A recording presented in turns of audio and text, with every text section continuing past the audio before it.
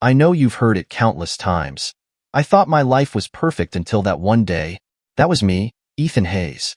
I was married to an incredible woman, Sophia, and we had a beautiful 6-year-old daughter named Lila.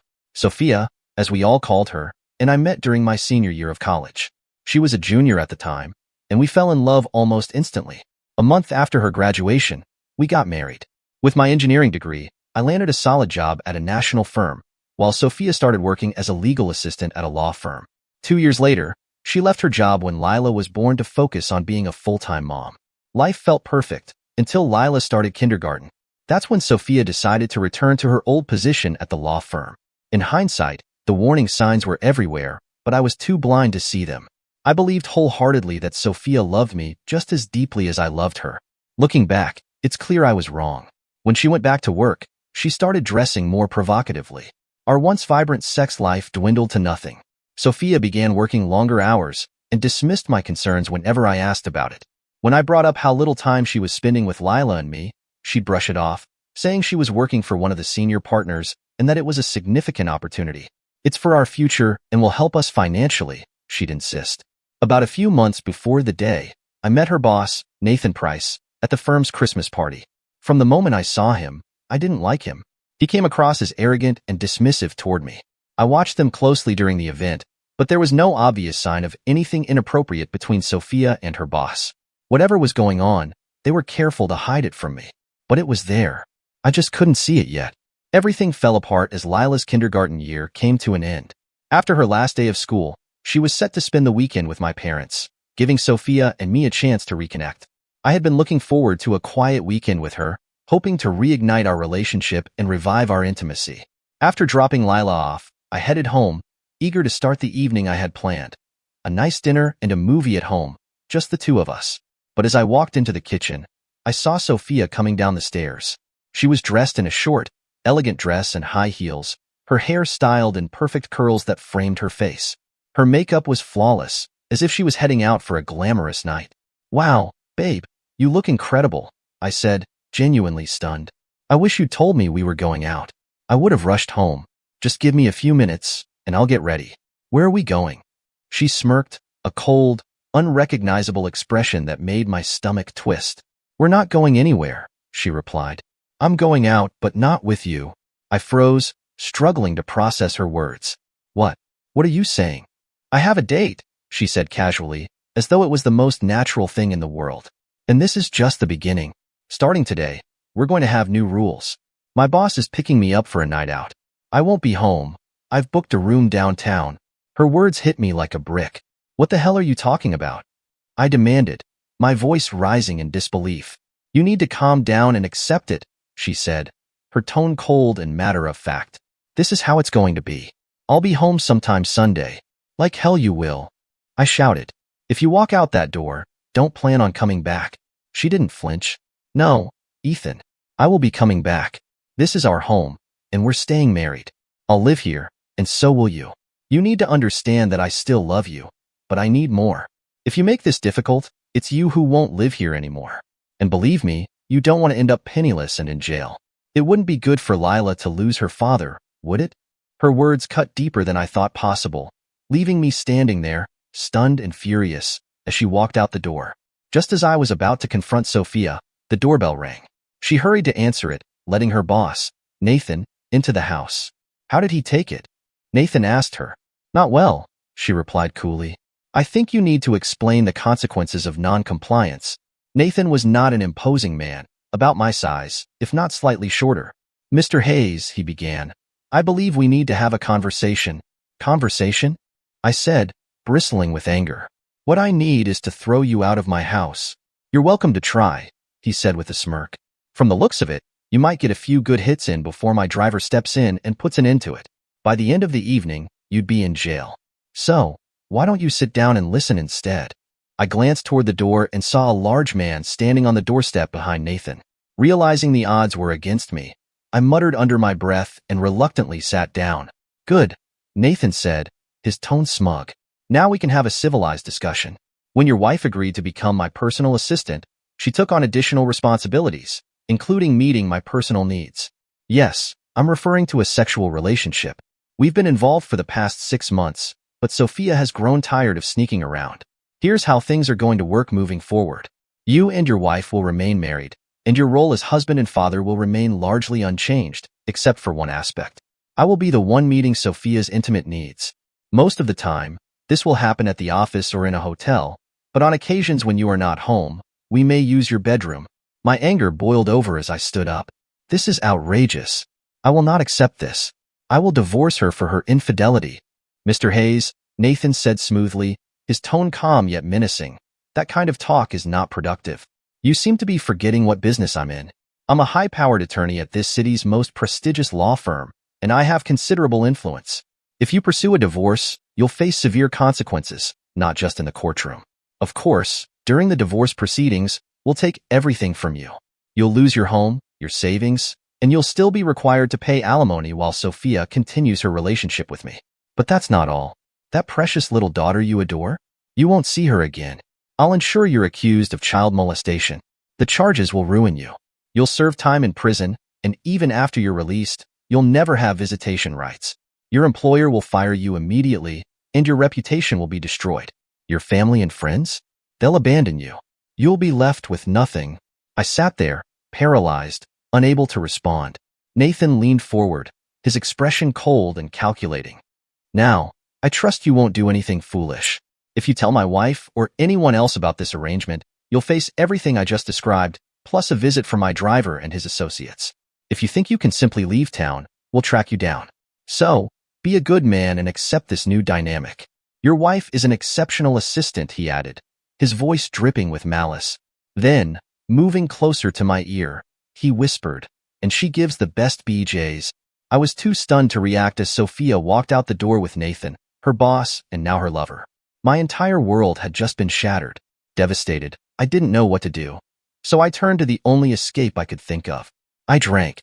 When I woke up on Saturday morning, I was alone, hungover, and filled with dread. Sophia didn't come home that day. She wasn't there Sunday morning either. Later, when I went to pick up Lila from my parents' house, it took everything in me not to break down in front of her. As we drove home, she looked at me with wide, innocent eyes and asked, "Where's Mommy?" The words I wanted to say burned in my throat. Mommy has turned into someone who has betrayed us both. But I bit them back and forced a strained smile. Mommy had to work, I said instead. The disappointment on her little face was like a dagger to my heart. It was all I could do to hold myself together. When Sophia returned home on Sunday night, she found me asleep in the guest room. Fortunately, she didn't come in. I wasn't sure I could have remained composed if she had. The next morning, I was up early, helping Lila get ready for school, when Sophia appeared. She didn't say much to me, instead focusing all her attention on Lila. As we were heading out the door, Sophia kissed Lila goodbye and then moved as if to kiss me, but I turned away and walked out. That evening, after Sophia had put Lila to bed, she stormed into the basement, where I had been retreating to my makeshift man cave. "Are we going to have a problem?" she asked sharply. "When you say we," I replied coldly, "are you referring to me having an issue with you spending the weekend with your boss? Is that the problem you mean?" She stood with her hands on her hips, clearly prepared for confrontation. "Look, I didn't plan for this to happen," she said defensively. "It started innocently, with Nathan and me sharing morning coffee. He liked the special creamer I bring to work. I'm sure he was eager to share some of his own special creamer." I shot back, my voice dripping with disdain. "Don't be crude, Ethan," she said, her tone sharp. "Nathan is a very persuasive man. You know how I've always said I don't like sushi? The truth is, I had never tried it before. Nathan convinced me to give it a chance, said it was an incredible aphrodisiac. The first time I tried it was also the first time he and I were intimate. I'm sorry, Ethan," she continued, without a trace of genuine remorse. "But it was good. He promised me a promotion to his personal assistant. Think about the benefits. I'm earning significantly more now. I'll get to travel with Nathan and meet influential people. This arrangement will be good for us in the long run."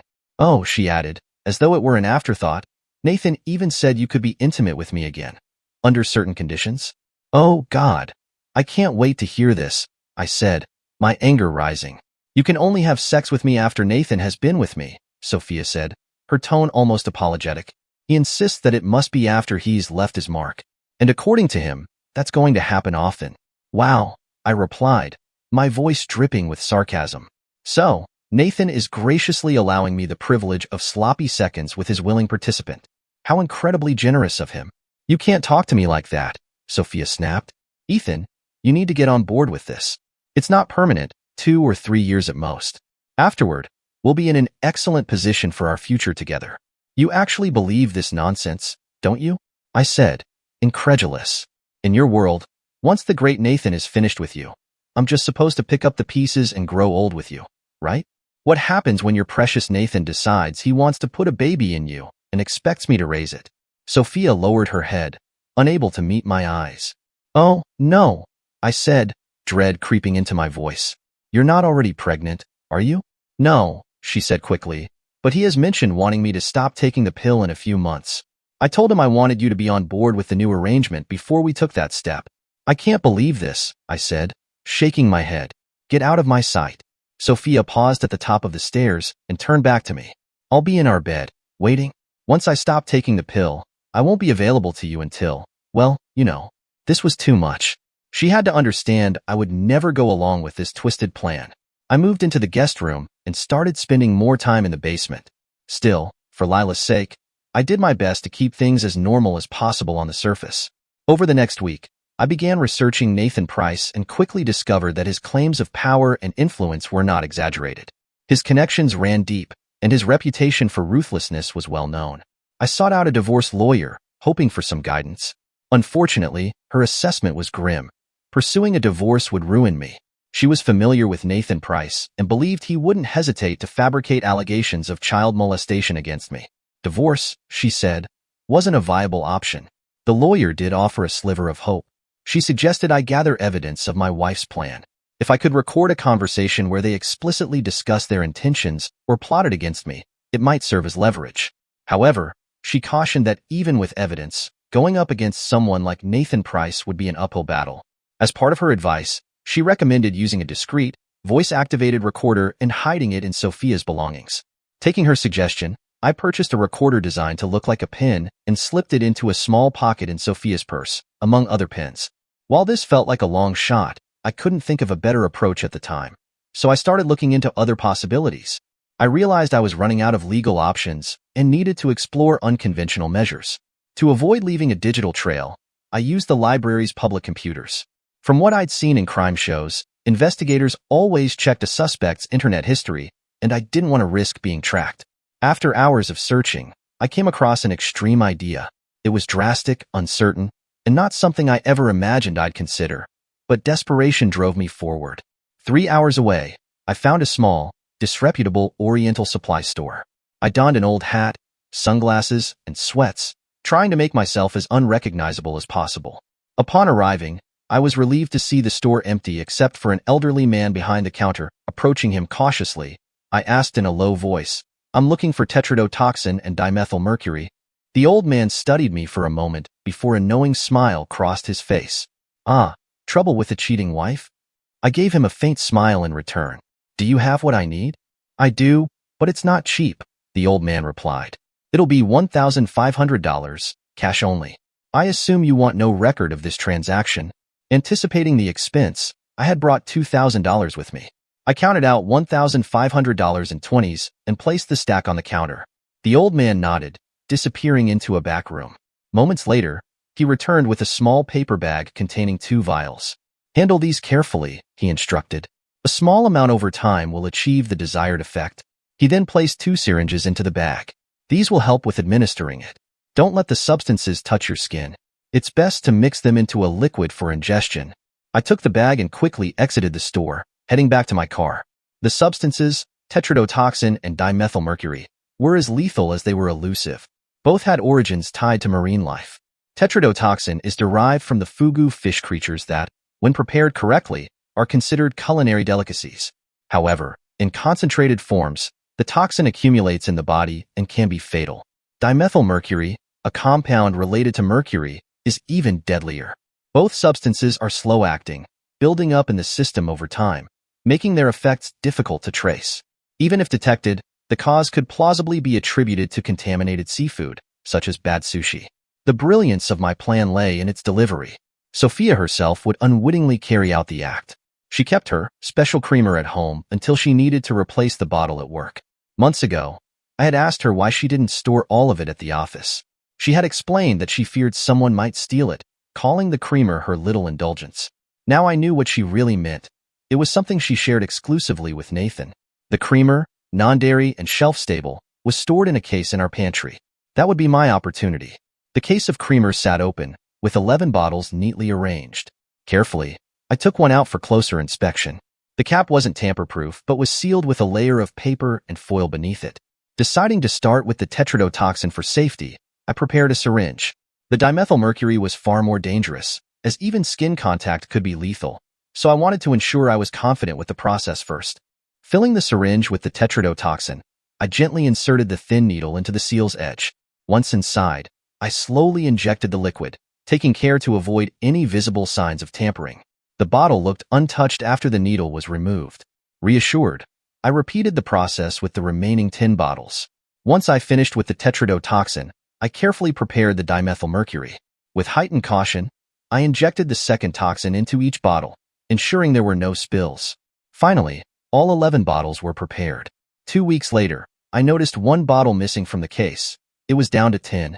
My conscience started to weigh heavily on me, and I began questioning whether I had gone too far. However, Sophia's actions quickly pushed any second thoughts aside. That Thursday night, the ritual she referred to as sushi night took place again. This was the night she and Nathan supposedly worked late and shared sushi, though I knew it was an excuse for their affair. Lila and I had dinner alone as usual, and I tucked her into bed before retreating to my space in the basement. Sophia entered with her usual air of entitlement. "If you want any sex, you've got 1 month," she declared. "Nathan has decided I'm going off the pill in 4 weeks. After that, you'll have no access." Anger surged through me. "Let me get this straight. You're offering me a brief window to sleep with my own wife before you try to conceive a child with your boss? How generous," I said through clenched teeth. "Wasn't the rule that I couldn't touch you unless you were already carrying his filth inside you?" She smirked, seemingly unfazed.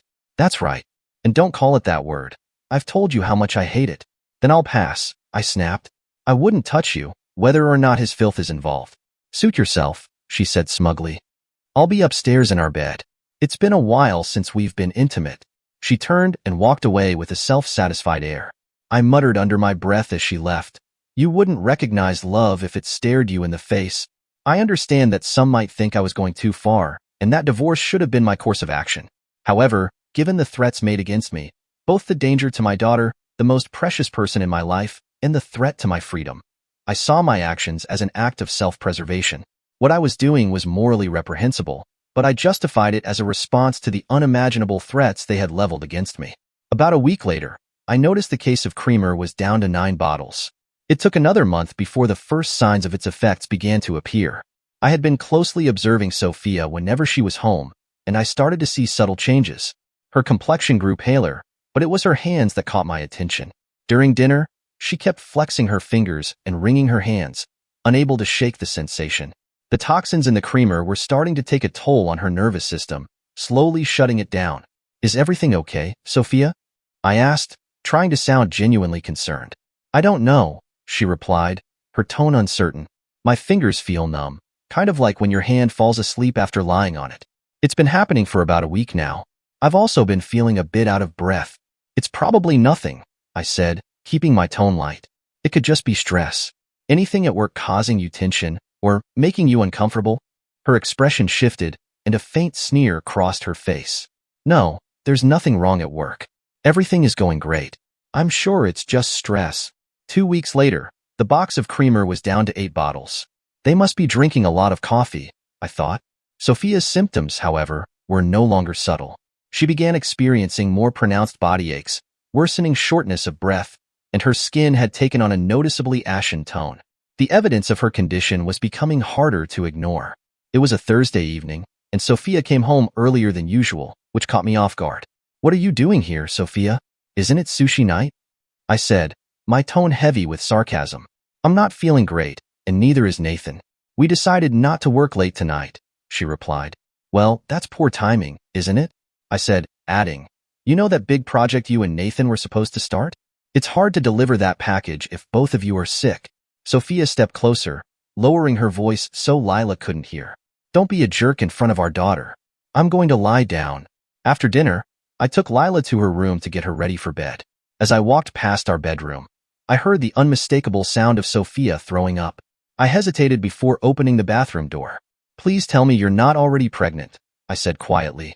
Screw you, she snapped. There's no way I'm pregnant yet. I just went off the pill last week. You could show some compassion, you know? I'm really sick here. Compassion? I scoffed. That's rich coming from you. I'm your wife, Ethan, and you need to show your wife some respect and compassion. I cut her off sharply. No, my wife died when she went to work for that a-hole. She was replaced by someone I have no respect for. If you think you'll get any compassion, respect, or even kindness from me, you're mistaken. I turned and walked out of the bathroom, leaving her hunched over the toilet. Sophia was still in bed when I left to take Lila to daycare on Friday morning. I should have checked on her, but I honestly didn't care. Around noon, my phone rang, and it was Sophia. What do you want? I answered. I need you to take me to the hospital, she said. What's wrong? I asked, confused. I'm sick, but it's not me. It's Nathan. He's had a stroke. I couldn't help but laugh. Are you seriously asking me to take you to see your lover in the hospital? Please, Ethan, this isn't funny. They said he could die. I figured it might raise suspicions if I didn't take her, so I took the afternoon off. When I got home, Sophia looked awful. I helped her into the car, and we drove to the hospital.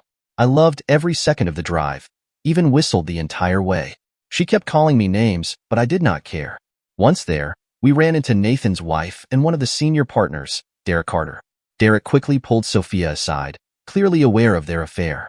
Sophia, do you really think you should be here? His wife is over there. Ignoring the fact that I was standing next to her, Sophia responded to Carter. Mr. Carter, I need to know how he's doing. I need to see him. Carter led us aside, keeping me close. You look awful, Sophia. It's not looking good. His left side is paralyzed, and the doctors say his organs are shutting down.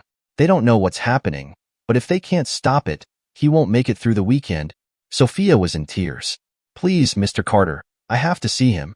Can you distract his wife while I go in? I'll be quick. Carter huddled with Nathan's wife and his family, while I escorted Sophia to see her lover. Nathan looked in terrible condition. The left side of his face was drooping, and though he was awake, he couldn't speak. Sophia rushed to his side, while I remained by the door. I felt sick watching her hug and kiss him, knowing I was standing there in the same room. Sophia began to cry harder until a nurse entered and told her to leave. The nurse helped her out of the room, leaving just Nathan and me. Nathan's eyes widened when he recognized me. He tried to speak, but no sound came out. Nathan, you're going to die soon, I said coldly. Before you do, I want you to know that I didn't take your advice. I didn't accept your idea of a new relationship. Don't worry. I'm going to tell your wife everything you did with me and my wife once you're dead. Just know, before you die, that I did this to you. There's nothing you can do to stop it. Alarms started going off on the machines connected to Nathan. Nurses and doctors rushed in as I stepped out of the room. They managed to keep him alive through the weekend, but he passed away early on Monday. Sophia was a wreck when she heard the news about her boss's death. Her health continued to deteriorate. I picked up Lila from daycare and headed home that Monday to find Sophia still in bed. She confirmed that her lover was gone. Despite her condition, her venom was still evident. I guess you're going to gloat now, she said bitterly. No, Sophia, I replied. I'm not going to gloat. I'm not going to pretend I'm upset he's dead. That man destroyed our marriage, and he deserves what he got. Our marriage isn't dead, she said, though her voice was weak. I can't believe you're so cruel about Nathan. Nothing I had with him diminished my love for you. I told you it was a means to get ahead, to make us financially secure. You knew I would come back to you. No, Sophia, you're talking nonsense. Our marriage is as dead as your lover Nathan. Did you forget I was in the room when you rushed to Nathan, professing your love for him? Hugging and kissing him with your husband standing right there? Sophia sobbed harder as I turned to leave the bedroom. By the end of the week, her condition worsened. It got so bad that I had to take her to the hospital on Friday. Saturday morning, her doctor met with me. Mr. Hayes, your wife's organs are shutting down. Her blood shows dangerously high levels of mercury and another toxin found in fish. Does she eat a lot of seafood, maybe sushi? I fought to keep a straight face. Yes, she and her boyfriend have been eating a lot of sushi in the past few months. Boyfriend? The doctor asked, surprised. I'm sure you're familiar with him. Nathan Price, the man who passed away here in your hospital just this past Monday. He and my wife had an ongoing affair. That explains a lot. Even though he had a stroke, her symptoms are very similar to Mr. Price's. Unfortunately, her condition is critical. Her kidneys failed earlier this morning. It's only a matter of time now. The doctor led me to her room. Sophia was hooked up to several machines, looking frail and weak. Her eyes brightened when I entered, and she weakly gestured for me to come closer. Her breathing was shallow, and she struggled to speak. Sophia motioned for me to lean in closer. "I'm so sorry, Ethan. I now understand how badly I hurt you. The doctor told me I don't have much time. I need to hear that you forgive me before I go." I leaned in close to Sophia's ear. She managed a faint smile as I began to speak. "My dear wife, I pledged my undying love to you when we exchanged our vows. For better or worse, in sickness and health, I said. And at the same time, you pledged your love and faithfulness to me. You broke those vows, belittled me, and humiliated me. I will never forgive you for what you did to me and our family. I hope you and your lover burn in hell." I stood up, watching a single tear fall down her cheek, before walking out of the room just as the alarms went off. Less than an hour later, she was declared dead. Telling Lila that her mother wasn't coming home was heartbreaking. I cried for her, not for Sophia. Sophia had tried to destroy my life, but I beat her to it. The doctors believed Sophia and Nathan were victims of bad sushi.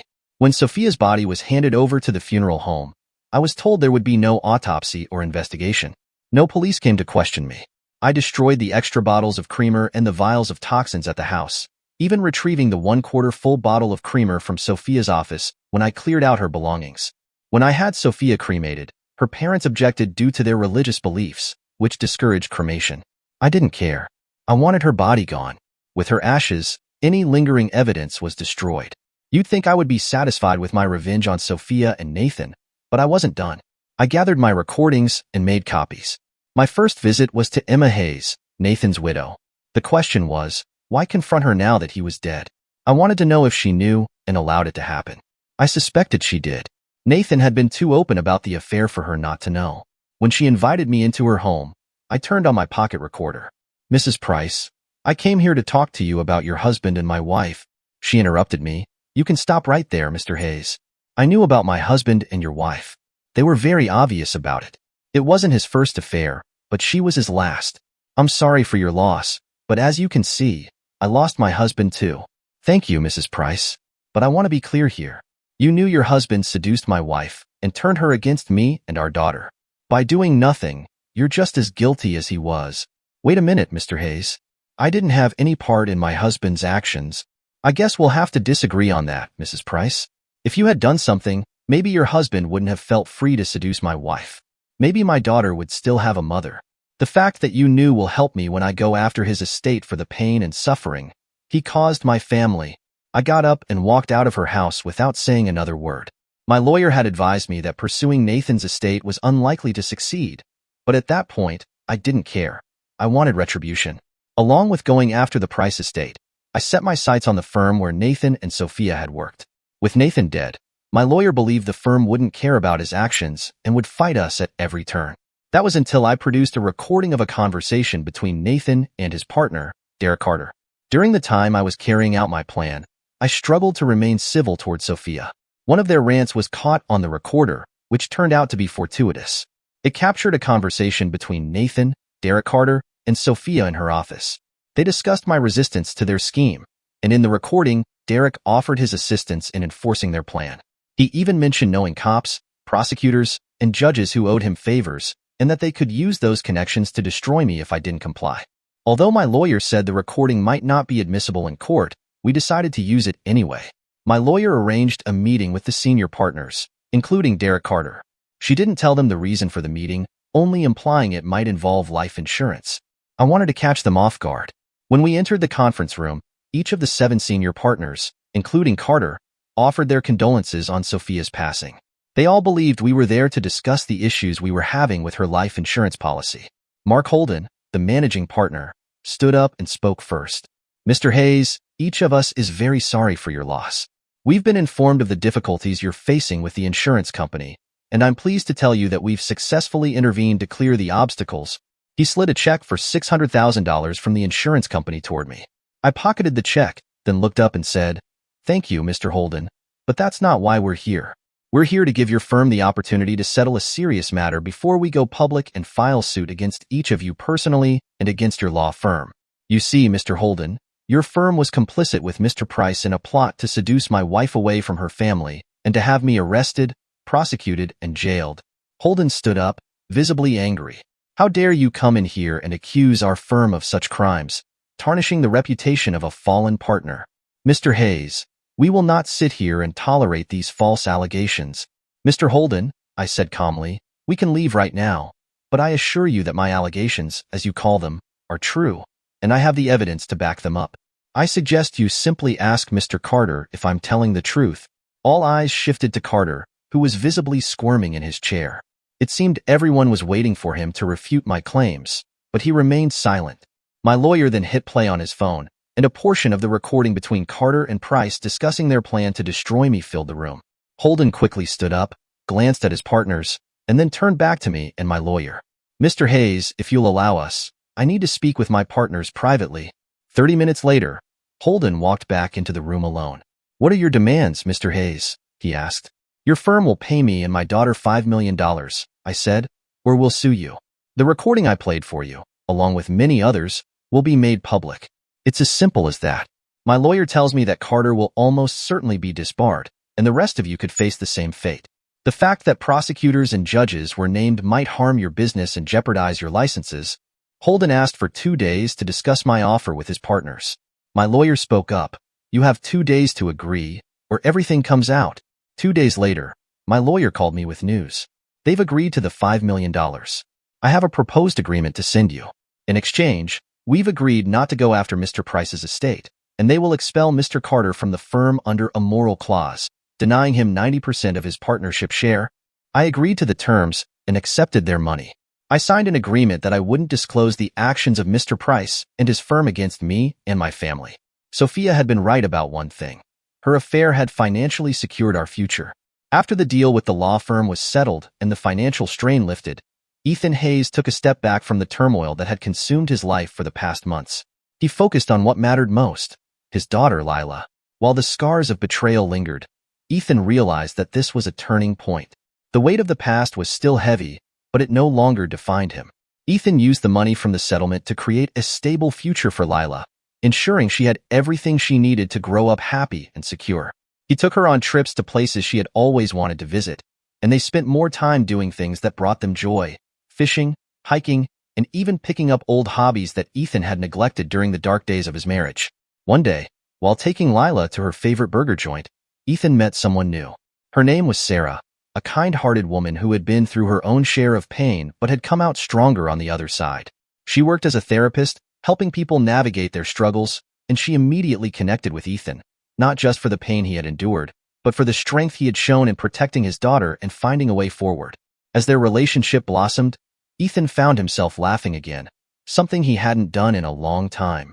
Sarah was understanding and patient, never pushing him too fast but offering a steady hand as they navigated their new life together. Lila took to Sarah as well, happy to see her father smile again, and they quickly became a family. With Sarah by his side, Ethan didn't feel like he was walking through life alone anymore. He found peace in knowing that not everything was lost and that there was still love and happiness waiting for him, even after the darkest of times. Together, they built a new life, one filled with warmth, understanding, and genuine connection. In time, Ethan learned to forgive, not because he had forgotten what happened, but because he realized that holding on to the bitterness would only chain him to the past. He didn't need to carry it anymore. He had the future he had always wanted, a loving family, a sense of peace, and a second chance at happiness. And for Lila, seeing her father happy again made all the difference. She grew up surrounded by love, feeling supported and cherished, knowing that even though their past had been broken, they had found a way to heal and move forward together. Dear listeners, please share your thoughts in the comments section below and don't forget to like, share, and subscribe.